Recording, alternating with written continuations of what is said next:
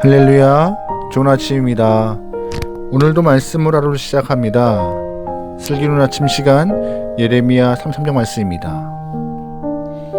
우리의 일상은 굉장히 단조롭고 평범합니다. 사실 어제 오늘 입고 있는 옷만 다를 뿐이지 시간대별로 어제와 비교해 보면은 오늘의 일상이 크게 다를 바가 없을 것입니다. 하지만 질병이나 기타 이유로 이러한 평범한 일상을 잃어버린 사람들은 삶의 그 단조로움과 평범함이 얼마나 소중한지를 알 수 있는 사람들입니다. 아침에 일어나서 출근하고 출근한 이후 각자의 자리에서 열심히 일하고 일한 이후 퇴근하고 퇴근해서 가족과 함께 식사하고 잠자리에 드는 일상이 별거 아닌 것 같지만 일상을 잃고 나서야 비로소 그 평범한 하루가 얼마나 귀하고 소중한지 깨달을 수 있는 것이죠. 여러분, 그러기에 반복되는 일상이지만 그 일상 가운데 감사의 제목들을 발견하여서 매일매일 행복한 하루가 되기를 소망합니다. 아멘. 하나님은 오늘 본문 말씀에서 남유다가 회복될 때 선물을 주시겠대요. 그런데 하나님이 주시는 그 선물은요, 특별한 선물이 아니라 잃어버린 일상의 회복을 선물로 주신다 말씀하십니다. 1절 말씀이에요. 예레미야가 아직 시위대 뜰에 갇혀 있을 때 여호와의 말씀이 그에게 두 번째이마니라 이르시되 아멘. 지금 예레미야는 시위대 뜰 감옥에 갇혀 있습니다. 예레미야가 감옥에 갇혀 있는 죄목은 백성들의 마음을 어지럽혔대요. 예레미야의 반복된 주장은 간단합니다.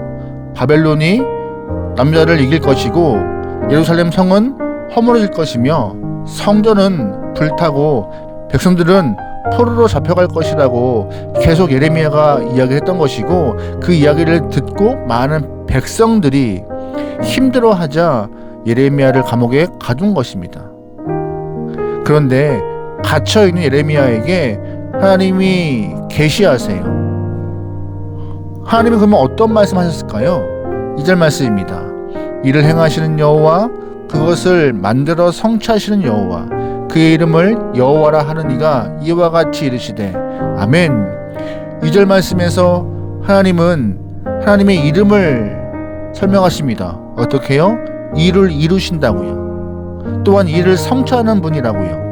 일을 이루시고 성취하는 분이라고 하나님은 소개하면서 예레미야에게 계시하시고 예언하시는데, 예레미야는 그 하나님의 이름을 듣고 굉장히 기대감과 떨림이 있었을 것입니다. 지금 분명히 남유다는 바벨론에 의하여서 성이 포위된 상태인데 백성들이 할 수 있는 것은 아무것도 없는 상태였습니다. 그냥 속수무책으로 당할 수밖에 없는 상황이었죠. 그런데 하나님이 일을 이루신대요. 일을 성취하신대요. 그 말을 들은 예레미야가 얼마나 기대했을까요? 분명히 그 예레미야의 마음에는 떨림이 있었을 것입니다. 확신과 함께 역전될 거라는 마음에 위로감도 소망함도 같이 있었을 것입니다. 하나님의 군대가 하늘에서 내려와서 바벨론을 물리칠 거야, 아니면 하늘에서 진노의 불이 떨어져 바벨론의 모든 군대를 불태울 거야, 이러한 상상을 했을 것입니다. 하지만 하나님은 이렇게 기적 같은 일을 하겠다 말씀하시지 않으셨습니다. 10절 말씀이에요. 여호와께서 이와 같이 말씀하시느니라. 너희가 가리켜 말하기를 황폐하여 사람도 없고 징숨도 없다 하던 여기 곧 황폐하여 사람도 없고 주민도 없고 징숨도 없던 유다 성읍들과 예루살렘 거리에서 즐거워하는 소리, 기뻐하는 소리, 신랑의 소리, 신부의 소리와 및 만군의 여호와께 감사하라. 여호와는 선하시니 그 인자하심이 영원하다는 소리와 여호와의 성전에 감사제를 드리는 자들의 소리가 다시 들리리니 이는 내가 이 땅의 포로를 돌려보내어 지난 날처럼 되게 할 것임이라. 여호와의 말씀이니라. 아멘. 무슨 이야기예요? 때가 차면 하나님께서 하나님의 백성을 보내어서 일상을 회복시킬 거라 말씀하시는 거였습니다. 전에는 평범한 소리의 소중함을 몰랐습니다. 거리에서 들리는 사람들의 목소리나 또한 장사꾼들의 소리, 신랑이 신부를 찾는 소리는 아마 시끄럽다고 느꼈을 것이에요. 또 예배 드리는 소리는 너무나 익숙해서 감동도 없었을 것입니다. 그런데 모든 백성들이 포로로 끌려가고 적막감을 넘어서 황폐해진 이 거리를 보니 과거의 거리에서 들렸던 그 소리들이 너무나 소중하고 귀함을 깨닫게 된 것이죠.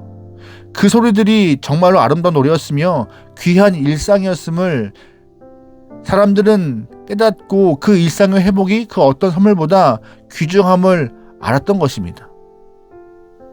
여러분, 오늘 우리의 일상은 어떤가요? 평범함을 넘어서 단조롭기까지 한 우리의 삶이지만 아무것도 아닌 일상을 위하여서 우리의 아버지와 어머니는 땀을 흘리셨습니다.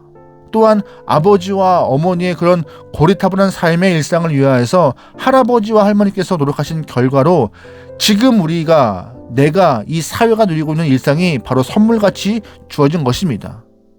우리의 일상은요, 단시간에 아주 간단하게 세워진 것이 아니에요.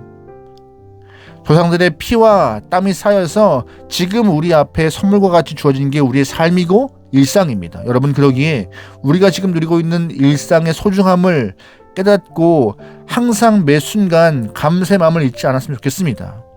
단조롭고 평범한 일상은 잃어버린 이후에 후회하면 이미 늦습니다. 지금 우리가 누리고 일상의 소중함을 깨닫는 그런 지혜로운 백성 되어서 매 순간을 소중히 여길 수 있는, 또한 매 시간을 귀하게 여길 수 있는 하나님의 아름다운 영혼 될 수 있기를 소망합니다. 아멘. 하나님께서는 남유다 영혼들이 일상을 회복할 수 있는 두 가지 방법을 말씀하십니다. 첫 번째입니다. 15절이에요. 그날 그때 내가 다윗에게서 한 공의로운 가지가 나게 하리니 그가 이 땅에 정의와 공의를 실행할 것이라. 아멘. 15절 말씀에 정의와 공의가 나옵니다. 히브리어 미슈파트라고 말하고 있는 단어가 정의이고 히브리어 체다카라는 단어가 공의라는 말인데, 이 정의와 공의는 선지자들이 사용했던 중요한 단어입니다. 그런데 이 미슈파트라 하는 정의는 사회적 질서를 말하는 것이고, 체다카라고 하는 공의는 사람들과의 관계를 뜻하는 것입니다. 당시 남유다 사회 안에서는 하나님의 법에 의하여서 사회가 유지되지 않았습니다. 가진 자가 못 가진 자를 억압하고 착취했죠. 배운 자가 가진 자들이 더 갖기 위하여서 가난하고 배우지 못한 사람들을 억압했고 자신들의 부를 쌓는 데 주력했습니다. 하나님은 이런 악한 사회가 무너지고 하나님의 정의인 미슈파트로 나라가 다시금 세워지기를 원하셨던 것이죠.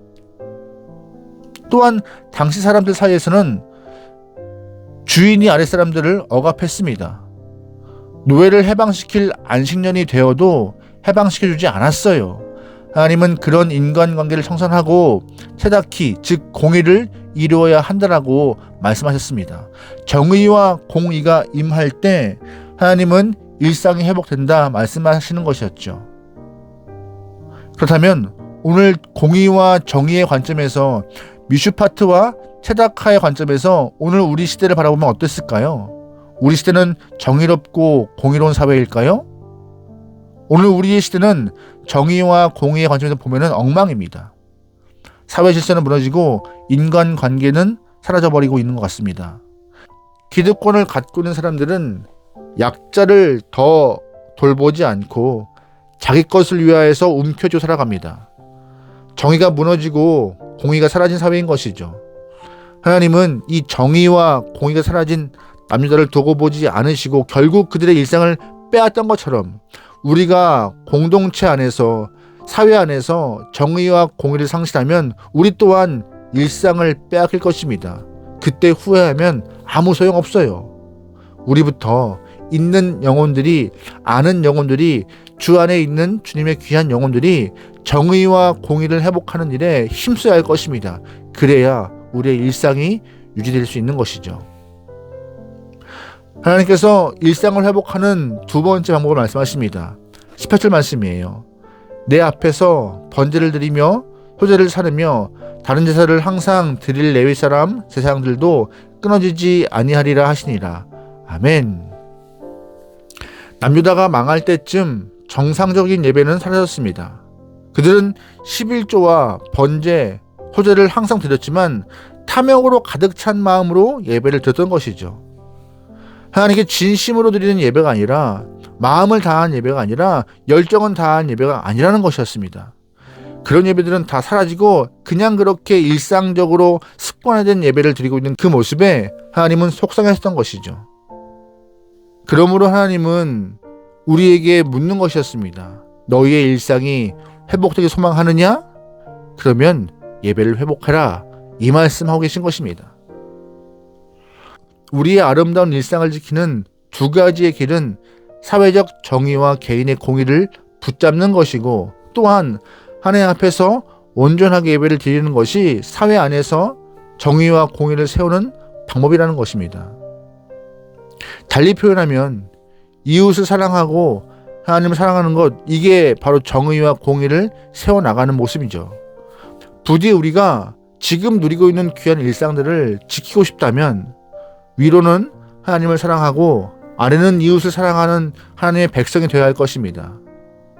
오늘 하루도 이 귀한 마음을 가슴에 새기고 하나님의 마음을 드러낼 수 있는, 그래서 일상이 회복되어서 행복한 삶을 살아갈 수 있는 여러분의 삶 되기를 주님으로 축원합니다. 아멘. 기도하시겠습니다. 사랑하는 하나님, 어제와 같은 일상이지만 오늘 우리에게 일상의 소중함을 허락하심을 감사합니다.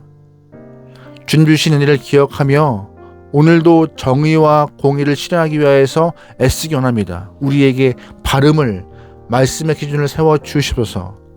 또한 온전한 예배자로 살기 원하오니 우리가 이 땅에 살아가지만 주님을 향한 시선, 마음 빼앗기지 않는 내 삶을 잘 지켜낼 수 있는 아름다운 영혼들에게 인도하여 주옵소서.